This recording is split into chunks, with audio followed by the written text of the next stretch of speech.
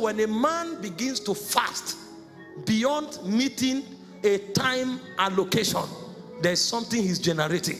Why do we teach these things? To create a consciousness. Because the power of God moves in the direction of your consciousness. It's not about the 6 to 12, the 6 to 3. That time of separation, something is happening to you. And when you stand up, you can be rest assured that you're left with a power. And the first of that power is called favor. Number 2, power that fasting activates is the power to rule in the realms of spirits. Spirits control the affairs of life. The earth realm is like a theater. It's like a screen in the spirit realm. The reoperation does not happen here. It only manifests here. It's like the LED screen we are watching. These pictures you are seeing are a product of a very robust circuit system that projects the impulses that is transmitted through electric current. If you assume these pictures are my son, when a phone starts ringing, he will rush because he's wondering, how did somebody's head enter this phone and he's talking? Because he assumes somebody's head is inside the phone, so he's checking to look at. It's a complex manipulation. Everything happening on earth is orchestrated first in the realms of spirit. And so for a man to be a ruler in the natural world, he must be enthroned in the spirit realm. And one of the ways you enter the corridors of power in the spirit is by fasting. Jesus called his disciples in Luke chapter 10, and he told them, go cast out demons. And they went on the strength of his word, and they cast out demons and returned, and they were celebrating. Even the devils were subject to us. And Jesus didn't say anything. On another occasion, Jesus went to pray, and the same disciples went to cast out demons, and the demons will not go. And in Matthew 17, they came to ask him, why didn't the demon go? And Jesus told them, this kind. There is a this kind. He said, this kind goeth not but by prayer and by fasting. There is a demon you will cast out because you have a revelation.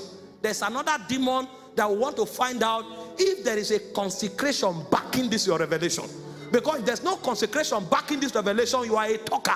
And one of the consecrations that demons call in the spirit to find ranking men is fasting and prayer. That's why when they went to Paul, when they went to the sons of Sceva to cast out devils, the guy looked at them and said, Jesus we know and Paul we also know. Because in this corridor, it's not only Jesus that is known. A man who believes in Jesus and backs it up with consecration, his name also becomes a scepter in the spirit realm. Because there is a power that God allocates to his servants. He called us to co-rule with him. But there are consecration that makes it happen. Even Jesus, the Son of God, walked in and out of the temple for 30 years. No demon saluted him. But the Bible said in Matthew chapter 4 verse 1, also in Luke 4:1, that he was driven to the wilderness to be tempted of the devil. And there he fasted and prayed for 40 days and 40 nights. In Luke 4:14, when Jesus was returning, he said, and he returned in the power of the Spirit, and his fame went abroad. And immediately he entered the synagogue. Demons began to scream, why have you come here? The question is that the first day he came there? He has been going there for 30 years. What happened? Jesus needed to activate the power, and he took fasting to activate it. In fact, in Matthew 4:15, he said, the land of Zabulon, the land of Naphtali, by the way of the sea, beyond Jordan, Galilee of the Gentile. The people that sat in darkness have seen a great light. That death can continue in that family until somebody rises up. Because God can be your boat, but you will sink. There are things you need to do to awaken the power of God that is on your inside. And one of the things you do to stir the power is by fasting. In Ephesians chapter 3 verse 20, it says God is able to do exceeding abundantly above all you can ask or think, according to the power that is at work in on your inside. So if there's no power working on your inside, God will not be able to do. And the way you activate that power is to give yourself to prayer and fasting. Many Christians are wondering, God, where are you? He's on his throne because he's a king. His location has never been in doubt. He has been on the throne before time began. and he will be on the throne when time ends. But there is a protocol that is designed around the workings of the operations of his spirit and of his kingdom. And that protocol is fasting. Many can never give themselves to consecration. They are saying if it will happen, it will happen. That is one of the biggest deception of time. Nothing happens. Nothing happens. Things are made to happen. If you don't know how to make things happen, it will never happen.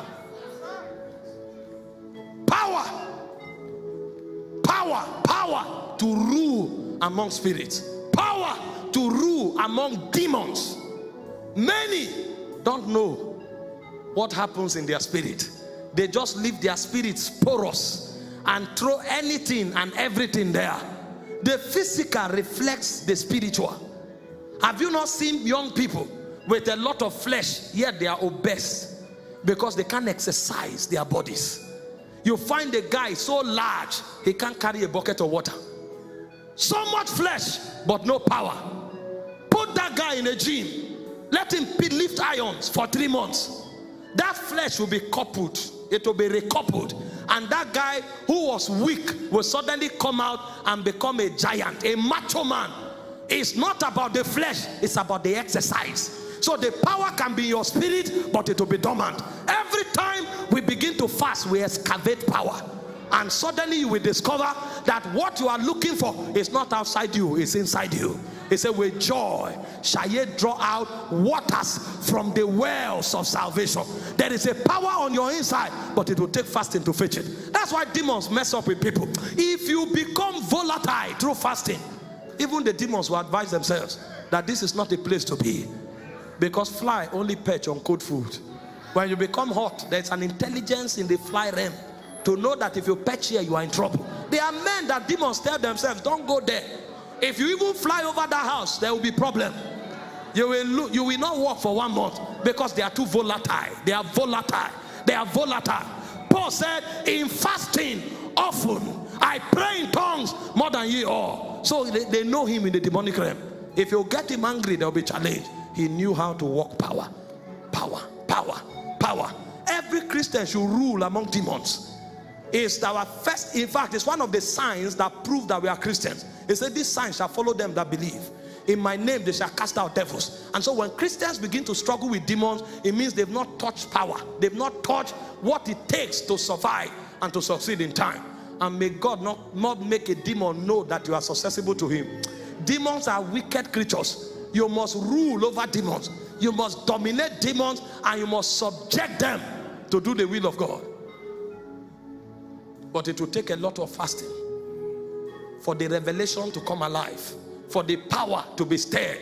And if that doesn't happen, you can't rule. Number 3, fasting. It takes fasting to start a worthwhile adventure in this life. If it's this life, you want to do something that will be etched on the sand of time. You want to do something that is global. You want to do something that is eternal. It will take a lot of fasting. A lot of fasting. In Acts chapter 13, from verse 1 to 2, it said 5 men gathered in Antioch. It said they were teachers and prophets, but they couldn't start a movement. It's not a title that starts a movement. It's a power.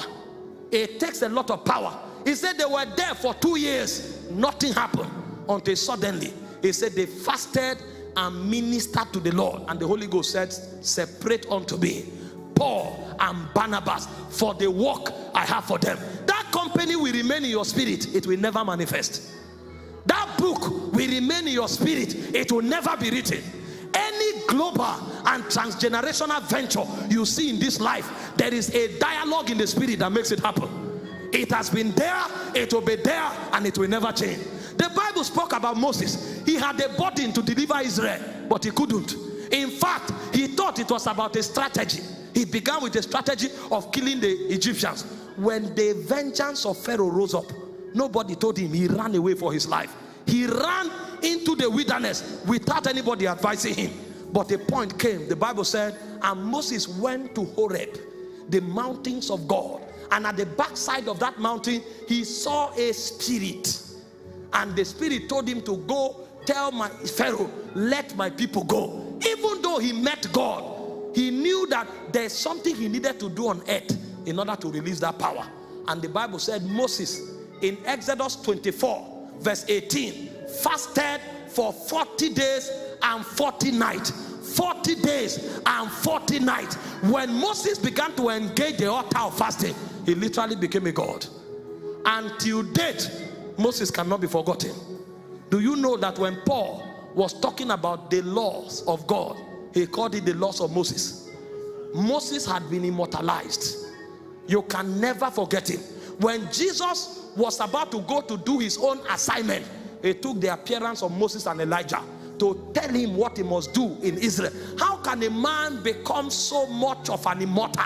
Because there are protocols on earth that when observed, puts the badge of immortality on you. Even Jesus, the Son of God, was on earth for 30 years. He could do nothing except as he fasted. He said Jesus fasted for 40 days and 40 nights. The moment he returned, the movement began.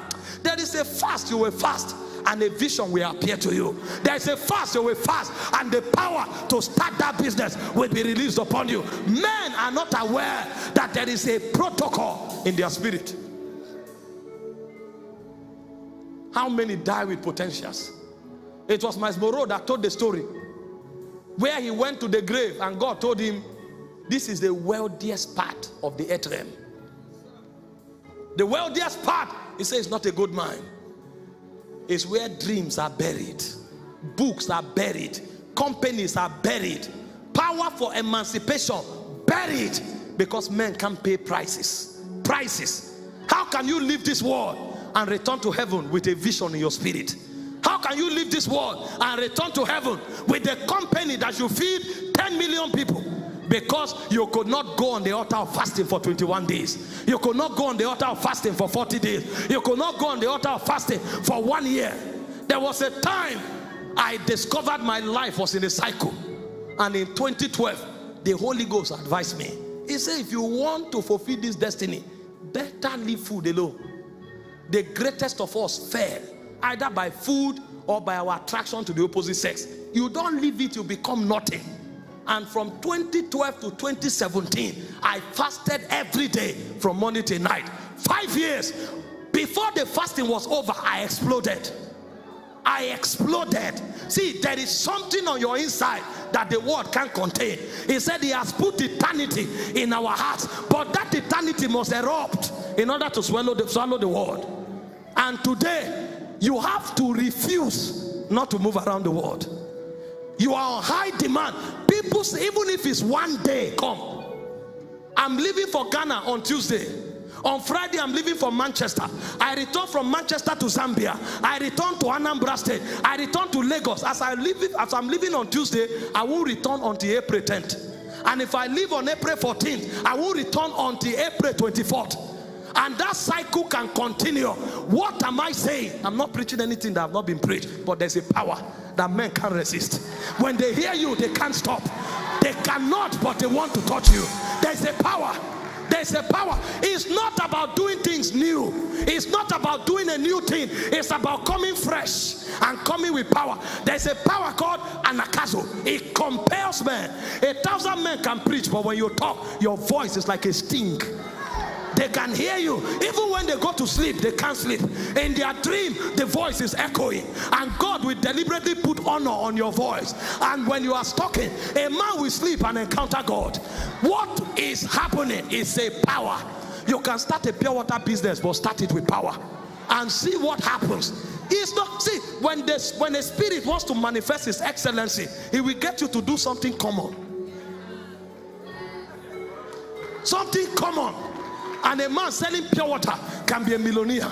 A man selling silpers can be a millionaire. A man doing what you consider. Somebody can be selling food and build an estate. And you are wondering what is happening. You are just there selling food, but the senator wants to eat that food. You are selling food, the governor wants to eat that food, and people are wondering, what is she putting inside? It's not about what he's putting inside. It's the power with which she's doing it. It's the power. When the power comes, the word submits to you. I prophesy over someone, as we engage in this fasting week, you will step into a power that compels.